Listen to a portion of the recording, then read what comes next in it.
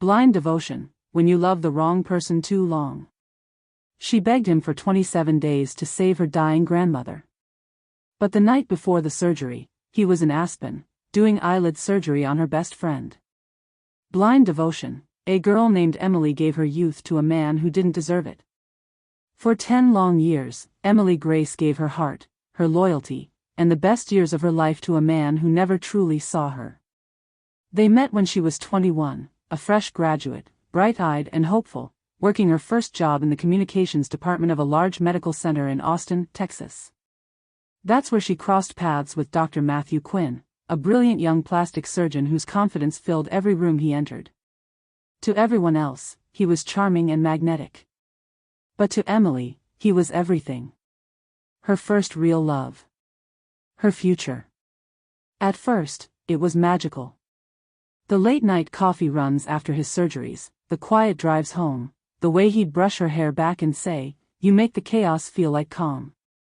Emily believed every word, because when you're in love, you don't look for cracks, you only see the light that shines through them. But as time passed, that light began to dim. Matthew's career skyrocketed. He was always on call, always too busy to talk, too distracted to show up. Dates were missed. Promises were forgotten. Texts were left unread. Emily told herself he was tired.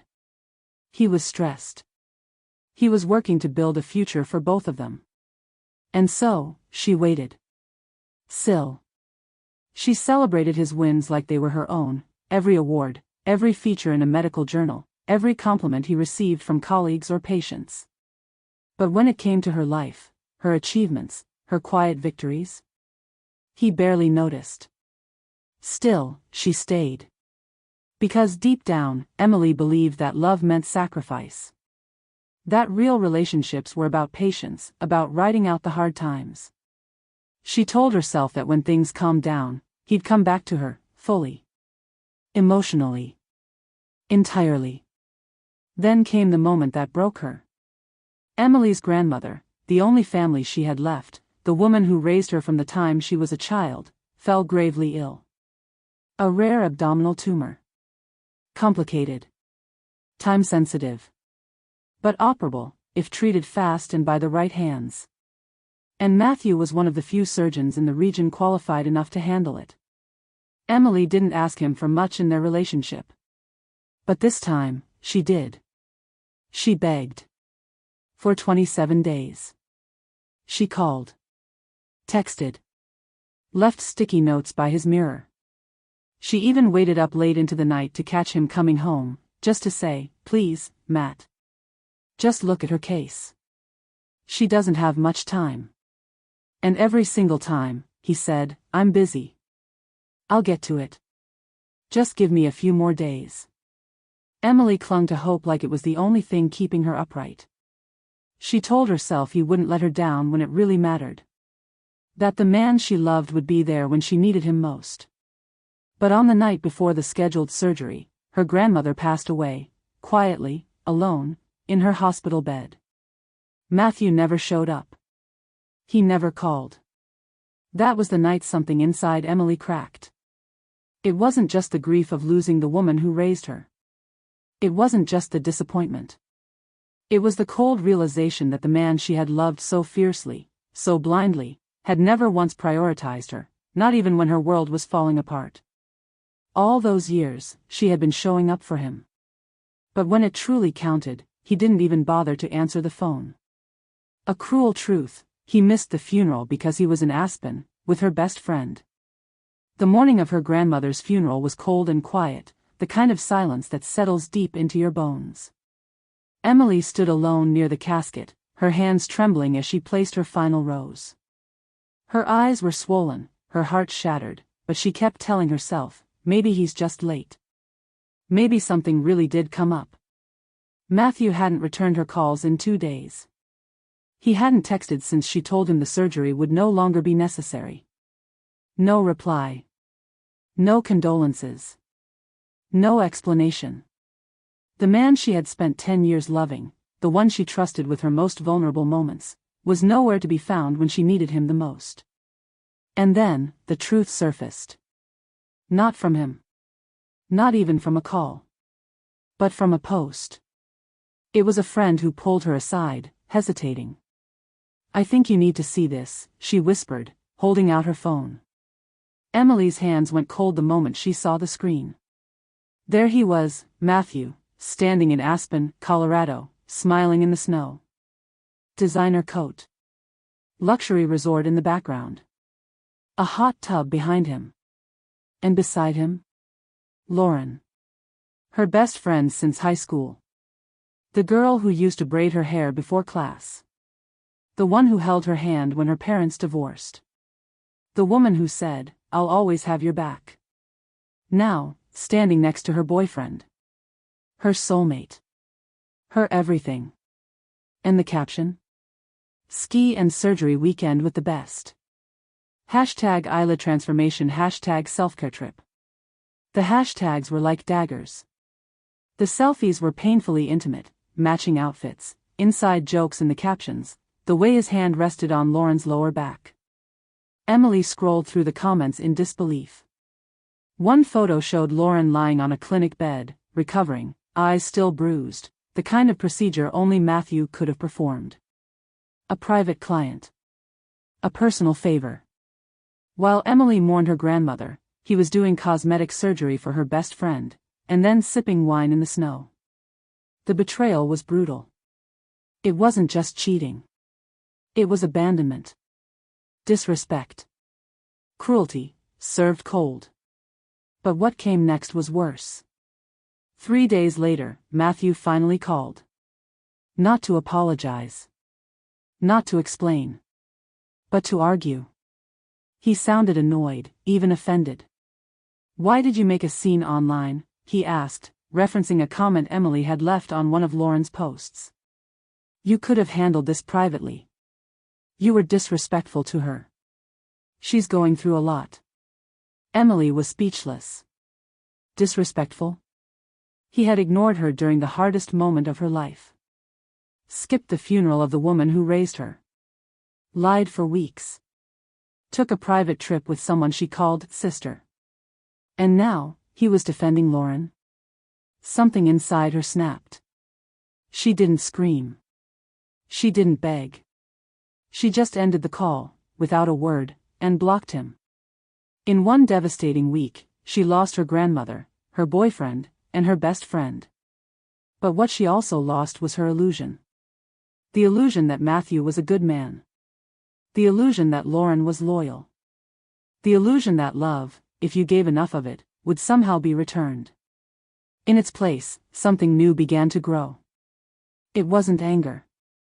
It wasn't bitterness. It was a quiet, cold clarity. She had been giving her whole heart to people who didn't deserve a piece of it. And that realization hurt, but it was also the beginning of her becoming someone new. Letting go of the pain, when trust dies, so should the love that grew from it. Emily didn't scream. She didn't throw things or cry on the floor. That kind of pain had already burned itself out. What came next was something colder. Quieter. Stronger. The night after that final phone call from Matthew, she sat alone in their apartment, or rather, his apartment now. The same walls that once held laughter, promises, and late-night takeout now echoed with silence. And betrayal. And emptiness. She walked room to room, picking up the pieces of a life she had built around someone who never intended to build it with her. The framed photo from their 3rd anniversary, gone. The coffee mug he bought her on her first promotion, into the box. The potted plant her grandmother gave her, clutched to her chest as if it were the only thing left that still felt alive. It didn't happen with rage. It happened with resolve. She deleted every message. Blocked every number. Removed every trace of him from her phone, her social media, her memories. Even Lauren, the friend she once would have trusted with her life, was gone. Unfollowed. Erased. There were no confrontations. No closure. No goodbye. Because by then, Emily understood something painfully simple. Some people don't deserve explanations. Some betrayals don't need conversations. And some endings are cleaner when they're silent. She packed 2 suitcases, 1 carry-on, and her resume. Then she did the bravest thing she had ever done in her life. She left. Not just the apartment. Not just the city. She left him. And the version of herself that stayed small just to be loved. Her request for a departmental transfer had been sitting in her draft email for weeks. That morning, she clicked send. 2 days later, it was approved. Destination, Seattle, Washington. A new job, a new city, a place where no one knew her as Matt's girlfriend. No pity stares. No whispered gossip. No memories clinging to street corners. Just fresh air. Clean slates. And freedom. Emily didn't feel instantly better. Healing isn't magical. It doesn't happen overnight. But for the first time in years, she could breathe. She rented a small studio apartment near the water, nothing fancy, but hers. She started waking up early. She cooked for one. She lit candles just because. She stood in front of the mirror and tried, every morning, to smile. It felt strange. Forced. But it was a start. And every day, she grew a little stronger. Not because the pain disappeared, but because she was finally facing it, and letting it go. Love can be beautiful. But love without respect is a slow death. And when trust dies, the love built on top of it can't survive. Emily wasn't the same girl who begged someone to stay. She had been burned, yes, but from the ashes, something new was forming.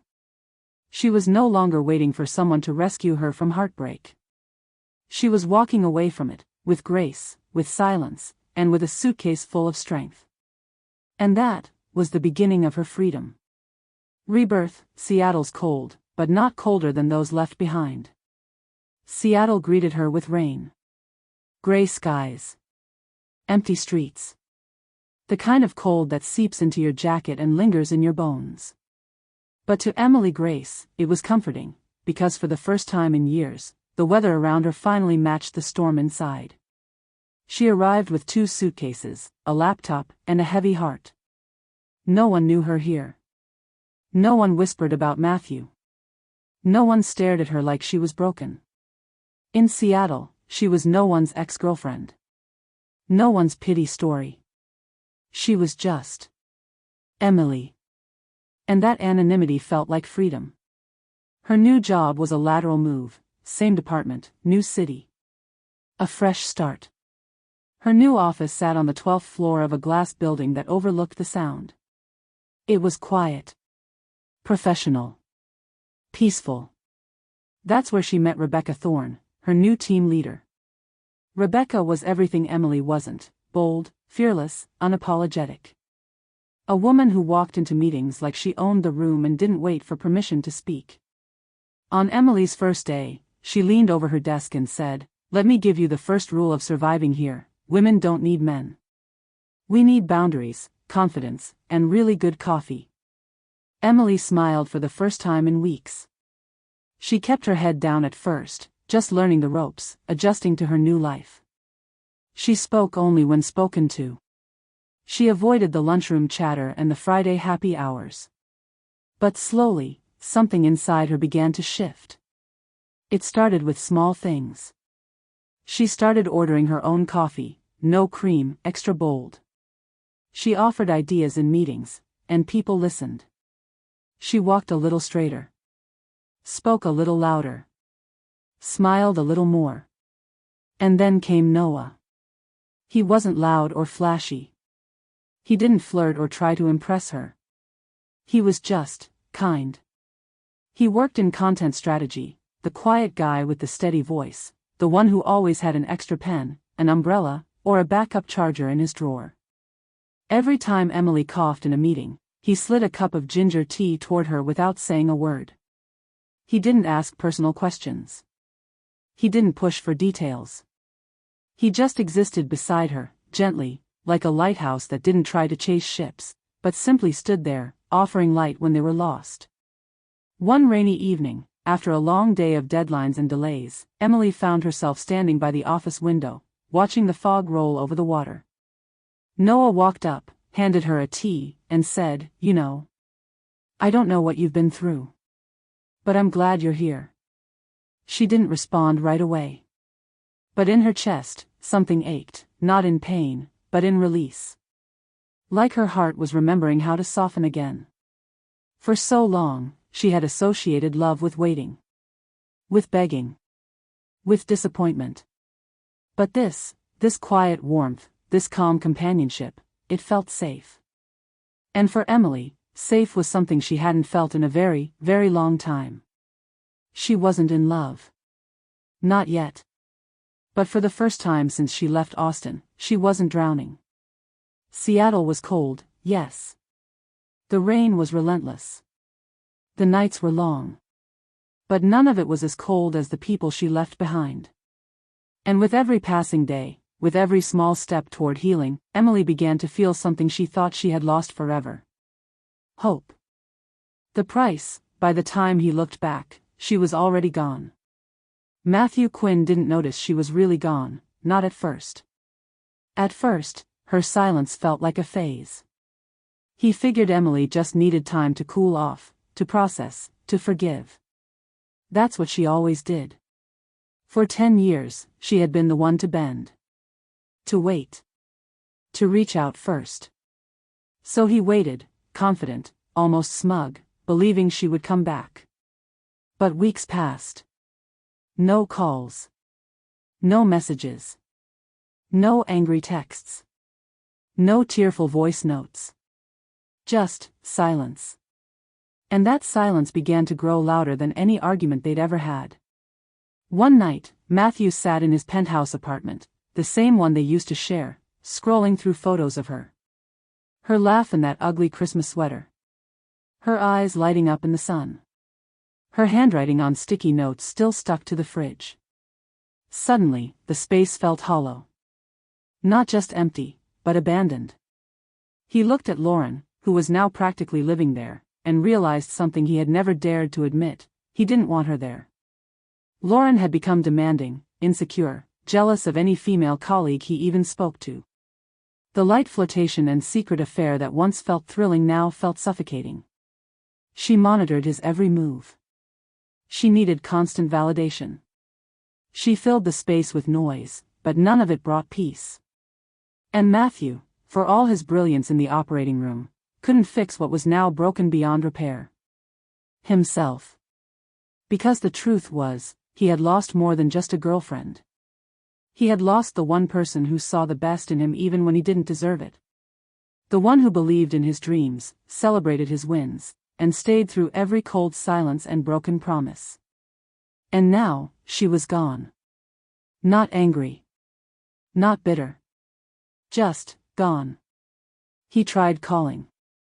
His number was blocked. He emailed. No response. He even sent flowers, her favorite sunflowers, to her old office, only to learn she no longer worked there. She had left the city. Left the state. Left him. Matthew searched her social media. All profiles were private or deactivated. No sign of her.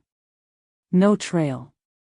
It was like she had erased herself, not just from his life, but from any place he could reach her. And that realization hit him harder than he expected. He didn't lose her to another man. He lost her to peace. Because by the time he looked back, Emily was no longer waiting. She was no longer begging for love. She wasn't checking her phone, hoping for an apology. She had healed. In a new city, with new air in her lungs, and new people around her, she had rebuilt a life without him. A quieter, calmer, stronger life. One where she didn't have to fight to be seen. He had been the center of her world. Now, he wasn't even a footnote in hers. Emily never posted a bitter quote. She never aired the betrayal publicly. She never tried to prove she was doing better. She just vanished from the lives of people who never deserved her, and finally became the main character of her own story. And that was the price.